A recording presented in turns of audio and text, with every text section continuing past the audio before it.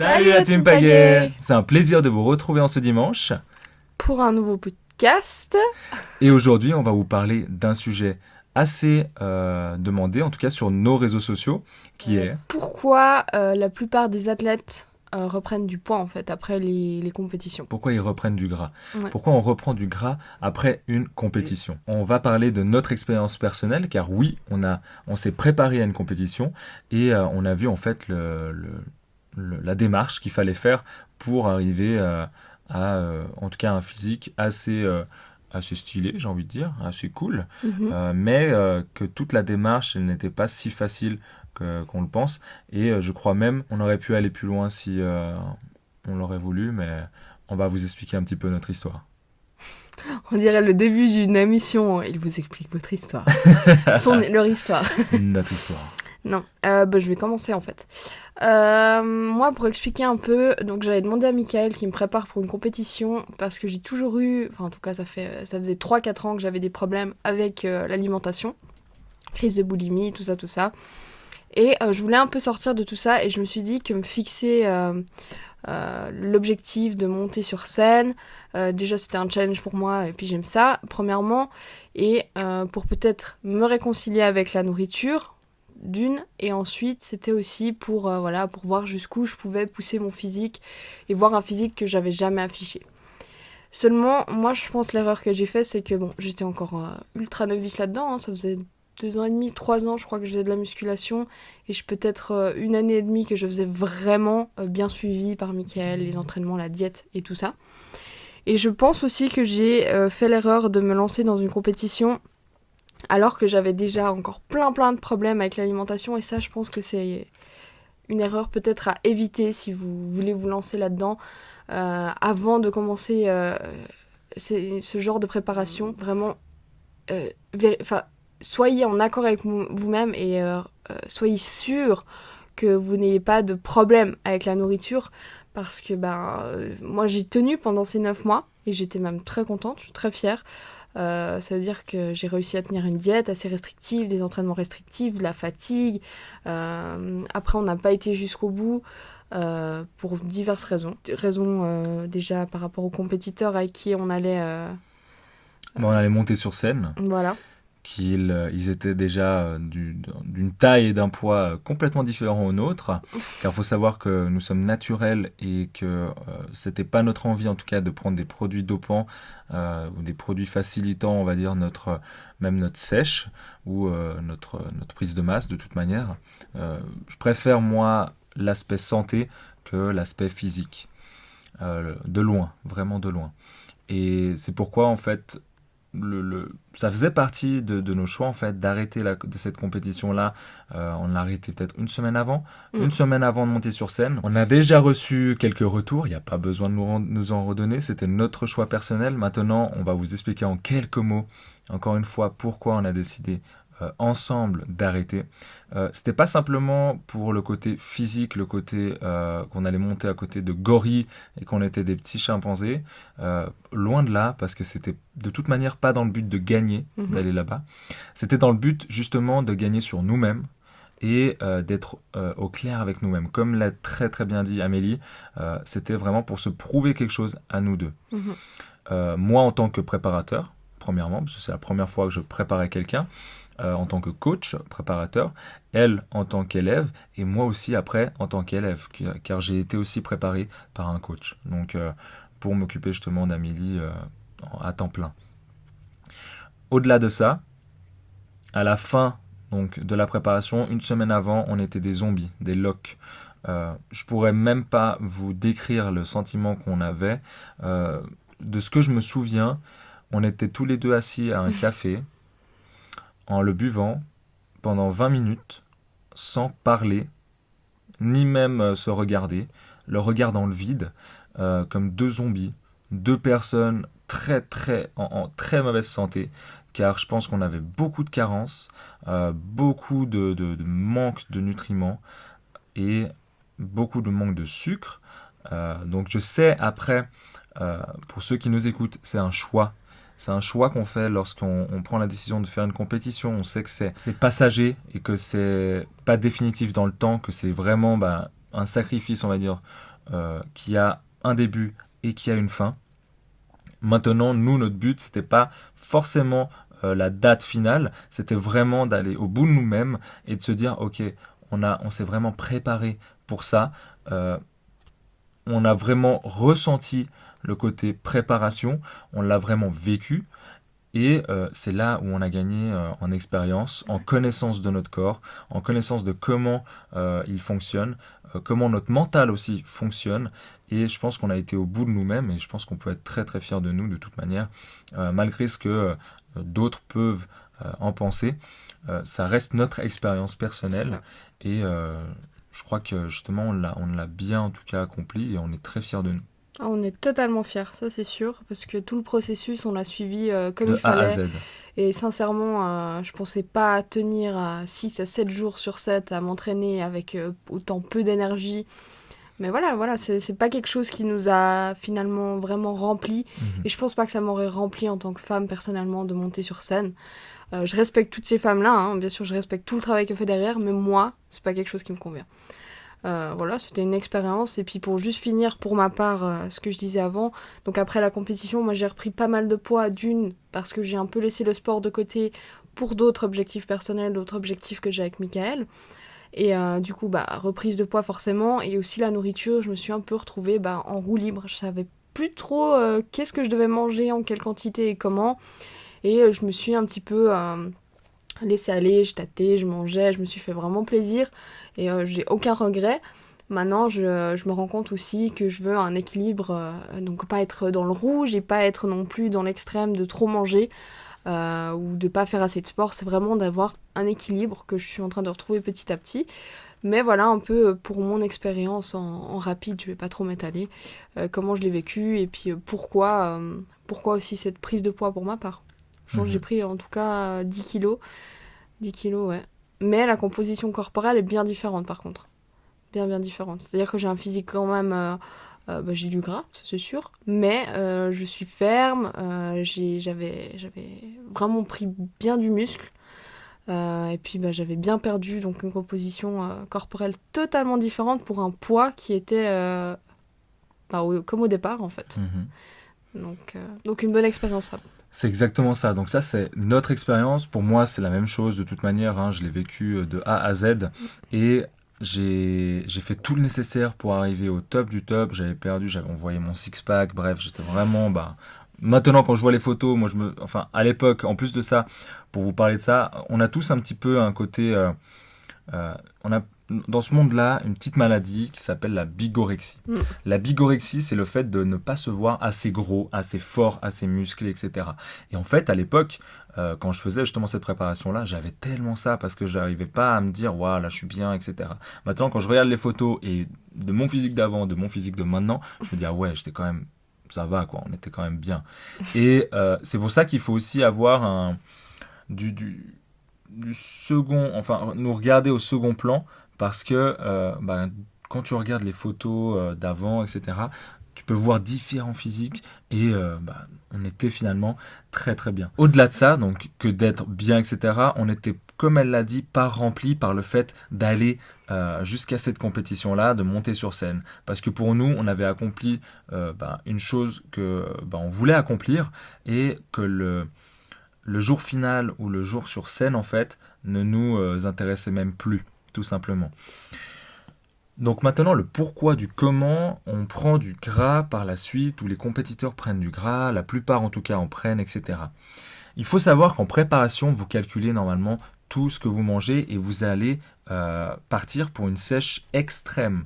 Surtout si vous faites des compétitions dans le but de gagner.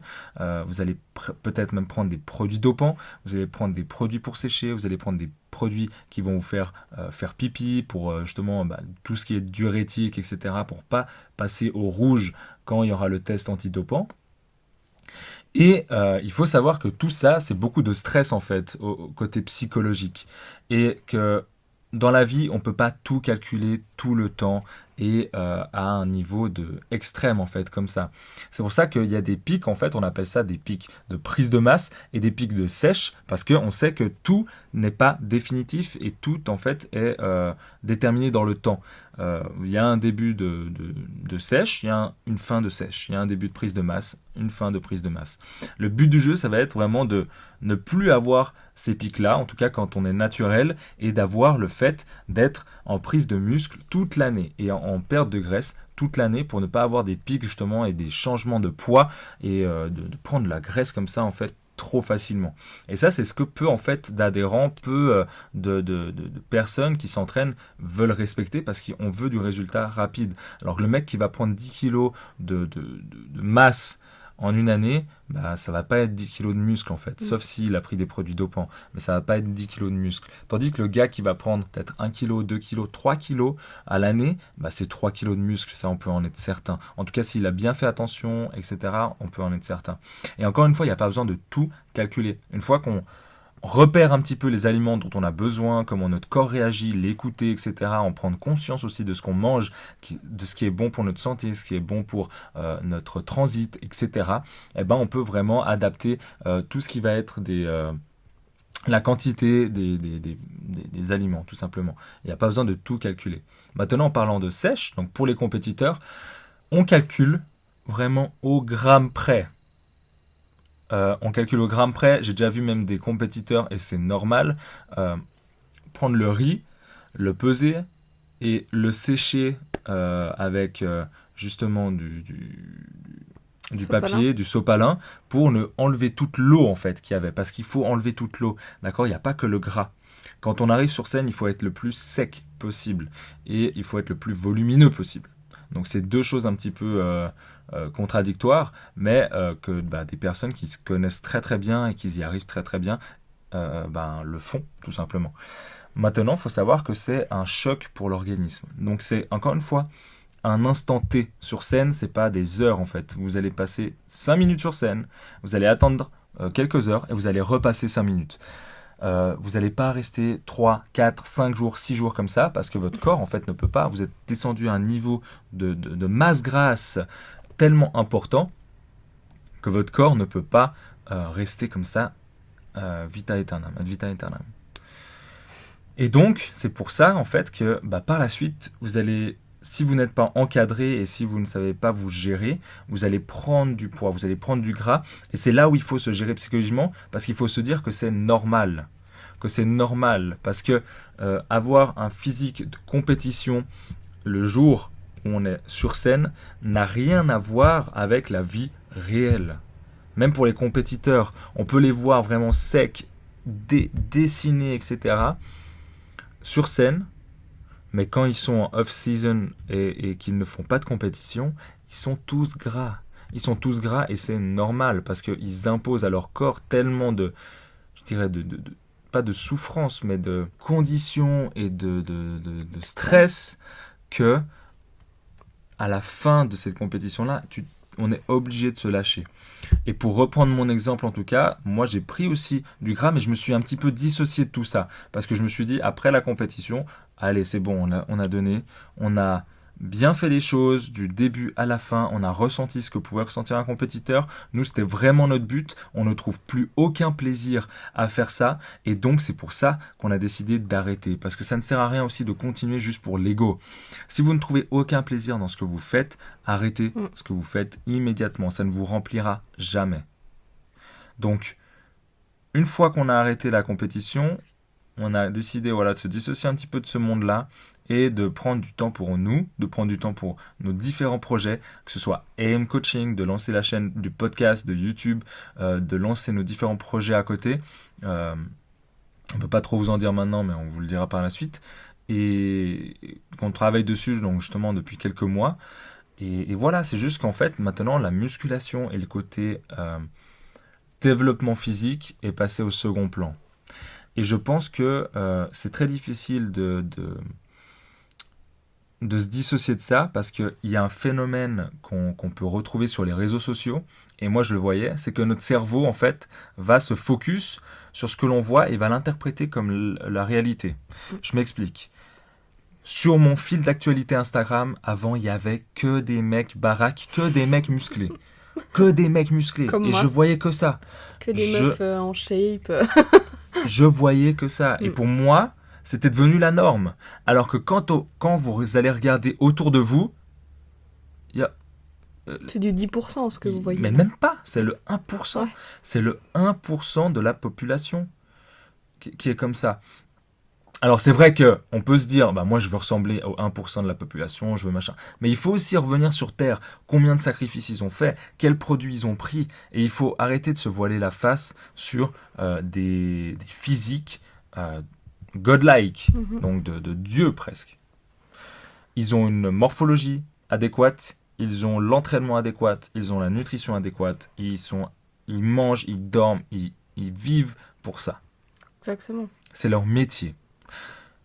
Vous, si c'est juste votre passion, si vous aimez juste la musculation, que ça vous permet d'avoir un effet justement où vous allez vous évader un petit peu dans ça, vous allez vous épuiser, etc., que ça vous permet justement de vous muscler par la même occasion, c'est le top. Mais il faut savoir garder un équilibre, avoir une vie sociale à côté. Moi, je sais que pour nous, par exemple, quand on était en compétition, aucune vie sociale presque. On était vraiment coupés de nos amis parce qu'on ne pouvait pas manger comme eux. Et puis moi, ça m'embêtait de prendre le Tupperware Voilà. pour emmener chez les potes, etc. Pour l'anecdote, juste comme ça, parce que ça me fait rire. Je me souviens, moi, quand, en tout cas dans les derniers temps de la préparation, j'étais très très fatiguée. Et vraiment, c'était pas moi. J'étais fatiguée, déprimée. Enfin, j'en pouvais plus, quoi. Et je rigolais plus. J'étais tout le temps tendue, sur les nerfs. Je sais encore une fois que ça peut faire partie de la chose. Moi, j'arrivais pas à faire la différence et j'étais vraiment pas bien. Et c'était pas moi. Et d'ailleurs, je me souviens toujours quand j'ai arrêté et que j'ai recommencé à manger, mais tous mes collègues m'ont dit waouh, m'ont dit mais le changement. Genre vraiment, j'avais de l'énergie. Enfin, j'étais de nouveau Amélie, quoi. Amélie pleine de vie, pleine d'énergie et qui fait ce qu'elle aime. Et ça, c'était le plus important pour moi, c'est de me dire putain, là, je me sens bien, quoi. Enfin, je suis bien avec moi-même. Parce Et, que ton corps a de ouais, l'énergie, bah oui, quoi. bah c'est ça, mais À la fin, on est tous des zombies de toute manière quand on est dans une compétition. Et il faut bien se rendre compte que c'est normal de reprendre du gras par la suite. C'est normal de revenir en tout cas à un poids stable, à un poids que notre corps favorise justement pour les hormones, pour se sentir bien dans sa tête, bien dans son physique, toujours bien poussé à la salle, etc. Alors c'est vrai que l'erreur qu'on a pu faire peut-être, c'est d'arrêter peut-être même totalement, on va dire, pendant une période, la musculation, parce qu'on voulait vraiment se dissocier de ça en fait. Moi, j'arrivais plus à être motivé pour la musculation. Alors c'est peut-être parce que je n'avais pas d'objectif. Mhm. C'est vrai que voilà, j'avais plus d'objectif. Pousser 44 kilos, je l'ai fait. Pousser 50 kilos, si c'est à chaque fois tu vois, un nombre, voilà, il n'y a pas de fin. Donc je pousserai, il y aura toujours quelqu'un de plus fort que soi, etc. Qu'est-ce qu'il y a de plus dans le côté musculation? Qu'est-ce qui va te donner envie vraiment de te dépasser et de te pousser toujours plus à bout, etc. C'est vraiment ça que j'avais perdu.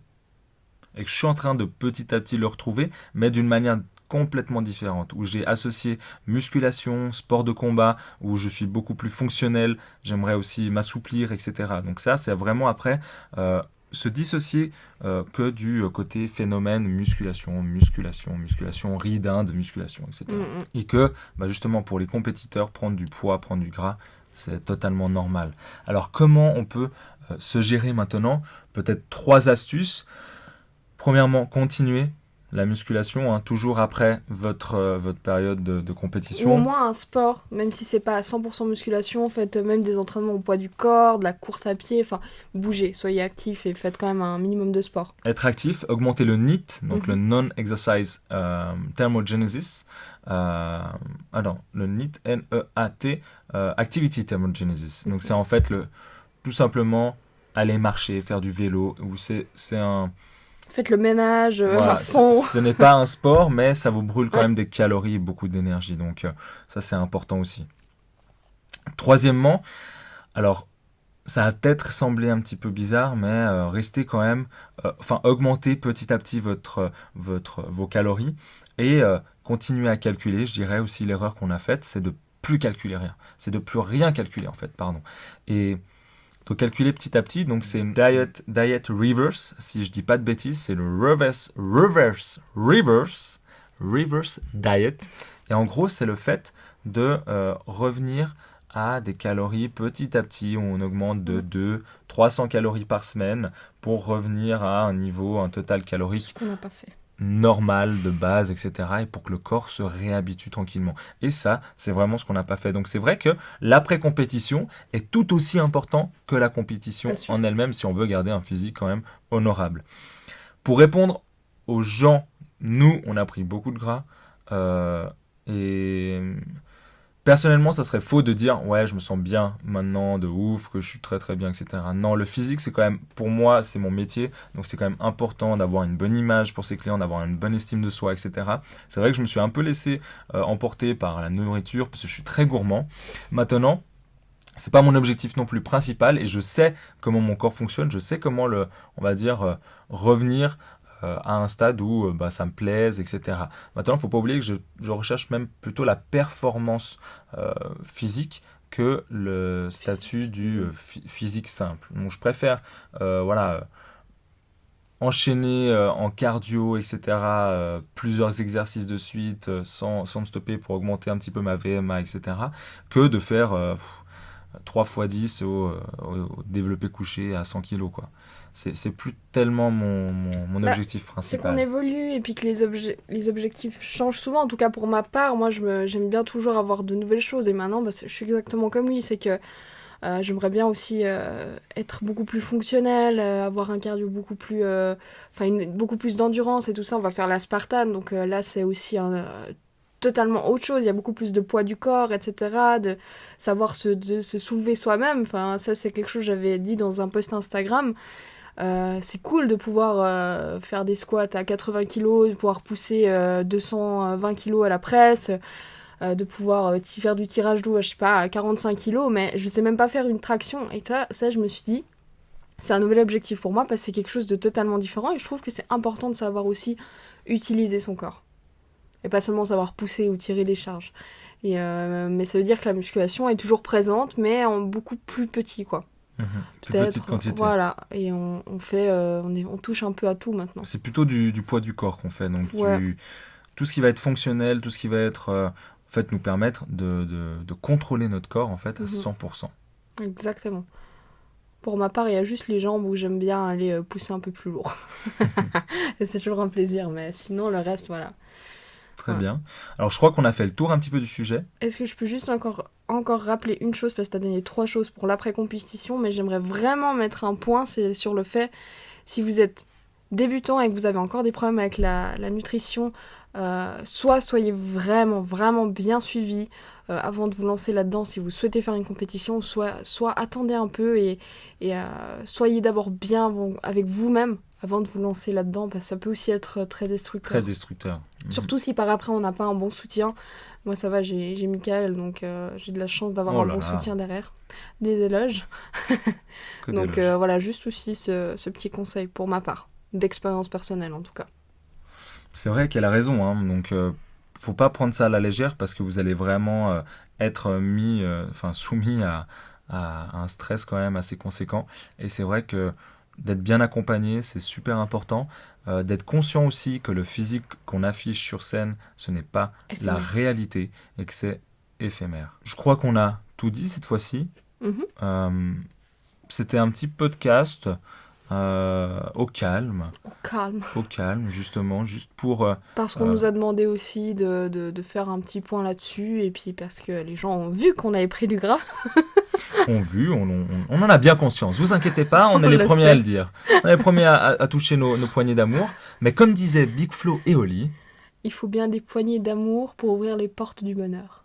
Oh. C'est beau ça. Ou les portes du paradis, non ? Non, je crois que c'est les portes du bonheur. Enfin, c'est quelque chose dans le genre. Donc, d'accord. Alors, vous savez quoi ? Vous êtes très belle et vous êtes très beau avec vos poignées d'amour. Il n'y a aucun problème pour ça. Et on va revenir, vous inquiétez pas.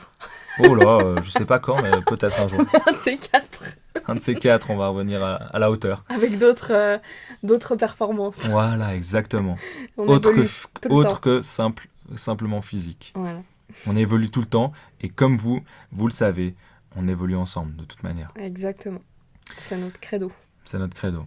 Donc, on vous dit à dimanche prochain. Surtout, rappelez-vous de nous suivre sur les réseaux sociaux. Très Donc, important.